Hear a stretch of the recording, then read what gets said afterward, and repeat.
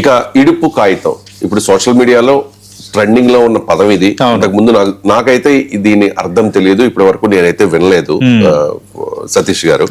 కానీ కొన్ని పదాలు కొత్తగా మనకు వస్తూ ఉంటాయి, అవి వివాదాలకు దారితీస్తూ ఉంటాయి. ఇడుపు కాగితం అనేది తెలంగాణలో ఒక గ్రామీణ పదం అట, విడాకుల కోసం తీసుకునే ఒక పత్రం అట. సో ఈ అంటే యూట్యూబ్ సెన్సేషన్ నాగదుర్గ అలాగే ప్రియదర్శి హీరోయిన్స్ గా ఒక మూవీ వస్తోంది. వంశీరెడ్డి దర్శకుడిగా, బన్నీవాసు సుకుమార్ రైటింగ్స్ పతాకంపై నిర్మిస్తూ ఉన్నారు. సో నిజంగా రిలీజ్ కి ముందే ఒక సెన్సేషన్ అయిపోయింది ఇది. ఆంధ్ర నెటిజన్లు కొంతమంది ఈ సినిమా మీద కొన్ని కామెంట్స్ చేశారు అనేది వివాదం. అసలు ఈ వివాదం ఎందుకు వచ్చింది, అసలు ఇడుపు కాగితం దాని గురించి డీటెయిల్ గా చెప్పండి సార్. అంటే పని లేని వాళ్ళు ఎక్కువ మంది అయిపోయారండి సోషల్ మీడియాలో. అంటే వాళ్ళకి పని లేదు, ప్రతి దాంట్లో ఒక వివాదాన్ని సృష్టించడం, ఎంజాయ్ చేయడం, అది రప్చర్ అయితే అంటే అది ఒక రకమైన సైకోయిజం. ఈ అలాంటి మోడల్లో వచ్చిన అంశం ఇది. ఇక్కడ ఏంటి, మీరు ఇందాక అన్నారు కదా, ఇడుపు కాగితం అంటే విడాకులు అంటే భార్యాభర్తల బంధానికి ముగింపు పలికి ఒక ఒప్పంద పత్రం. అంటే కోర్టుల ప్రమేయం ఉండదు, ఇక్కడ కోర్టుల ప్రమేయం ఉండదు, ఒక ఒప్పంద పత్రం అంతే. అది తెలంగాణలో ఒక మాండలికం. యాక్చువల్గా ఉమ్మడి ఆంధ్రప్రదేశ్ తెలుగు భాష రెండు రాష్ట్రాలది. సరే రాష్ట్ర విభజన జరిగినా కూడా ఒక చారిత్రకంగా చూసుకుంటే మన మాండలికాలకి ప్రపంచవ్యాప్తంగా దేశవ్యాప్తంగా మనకంటే ఒక హిస్టరీ ఉంది. తెలంగాణ మాండలికం కానీ, గోదావరి మాండలికాలు కానీ, ఉత్తరాంధ్ర మాండలికాలు కానీ, రాయలసీమ మాండలికాలు కానీ. అందుకే ఆ కవులు, ఆ రచనలు, ఆ పదాలు ఎంత ఆనందాన్ని ఇస్తాయి మనకి. అవి వింటుంటే కొత్తగా ఆనందంగా, సరే వీళ్ళు భాషను రక్షిస్తున్నారన్న ఒక పాజిటివ్ మేనర్తో చూడాలి. కానీ అంటారు కదా, ఎంతసేపు కోడిగుడ్డు మీద ఏకలు పీకే బ్యాచ్ ఒకరు ఉంటారండి సోషల్ మీడియాలో. అలాంటి వాళ్ళు చేసిన ప్రయత్నం అనేది ఇప్పుడు ఇది ఒక వివాదానికి దారితీసింది. అసలు ఎందుకు ఈ వివాదం అయింది ఫస్ట్ చూద్దాం. సర్వ మతాభిమాని అనే ఐడి ఉన్న ఒక నెటిజన్ ఏం చేశారు కామెంటు, ఈ సినిమాను తెలంగాణ భాషలోనే చూడాలా లేక తెలుగులో డబ్ చేస్తారన్నాడు.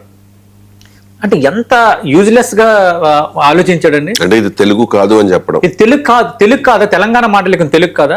రాష్ట్రాలుగా రెండు విడిపోయిన తర్వాత రెండు తెలుగు రాష్ట్రాలు కదా.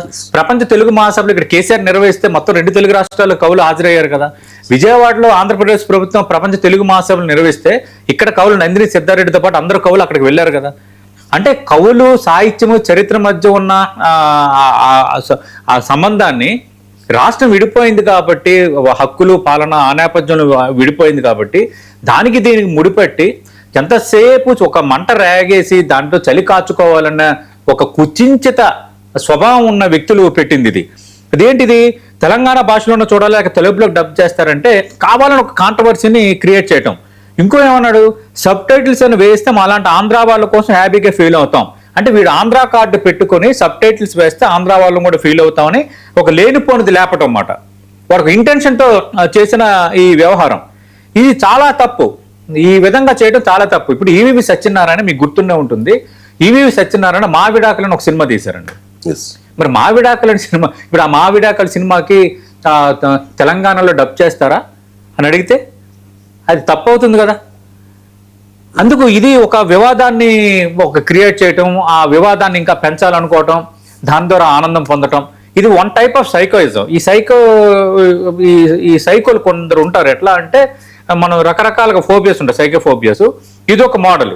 దీన్ని ఒక వివాదం రేపారు. దీనిపైన బన్నీవాసు నిర్మాత వివరణ ఇచ్చారు. ఇది అందరిది తెలుగు భాష పదం, అందరూ చూడాలి అని. కావాలని మళ్ళీ ఇక్కడ తెలంగాణ అని తేవటం, ఆంధ్ర అని తేవటం, ఈ డివిజన్ తేవటం అనేది ఖచ్చితంగా అందరూ ఖండించాల్సిందే. దీని మీద కొందరు రాజకీయ పార్టీ నేతలు దీన్ని మరింతగా పెంచి మరికొంత నాయకుల మీద మాట్లాడి వాళ్ళు పబ్లిసిటీ పొందాలని ప్రయత్నం చేస్తున్నారు. వాళ్ళు ఇంకా ఘోరం. వీళ్ళు ఇదొక మోడల్ అంటే వాళ్ళు సవాళ్ళపై పేరాలు ఏరుకునే రకాలు కొందరు. ఇంకా దీన్ని పెంచాలి. దీన్ని పెంచి దీన్ని ఒక హైలైటెడ్ అంశంగా మేమే ఉన్నాం ప్రజల హక్కుల కోసం అని చూపించే రకాలు కొందరు ఉన్నారు. కానీ ఇప్పుడు ఈ వివాదం అనేది ఇక్కడికి పులి స్టాప్ పడినట్టే బన్నీవాసు కూడా మాట్లాడారు. ఇంకా వివాదాన్ని పెంచాలనుకుంటే నేను చెప్తున్నా కదా, ఈ సర్వ మతాభిమాని అనే ఐడి ఉన్న నెటిజన్ని ఖచ్చితంగా అదుపులోకి తీసుకోవాలి. ఇది ఒక రకంగా కుల చిచ్చు, మత చిచ్చులాగా ఈ ప్రాంతాల మధ్య, ప్రాంత మాండలికాల మధ్య, ప్రాంతీయ చరిత్రల మధ్య ఈ చిచ్చును రేపే వాళ్ళు కూడా ఖచ్చితంగా వాళ్ళు శిక్షార్హులే. ఇలాంటివి పెరగకుండా ఇలాంటి వైరుధ్యాలు, ఇలాంటి వైషమ్యాలు పెంచే వాళ్ళని కూడా ఖచ్చితంగా యాక్షన్ తీసుకోవాలి. ఇంకా అయోధ్య రామమందిర విరాళాల వివాదం కేసులో అరెస్ట్ అయిన 8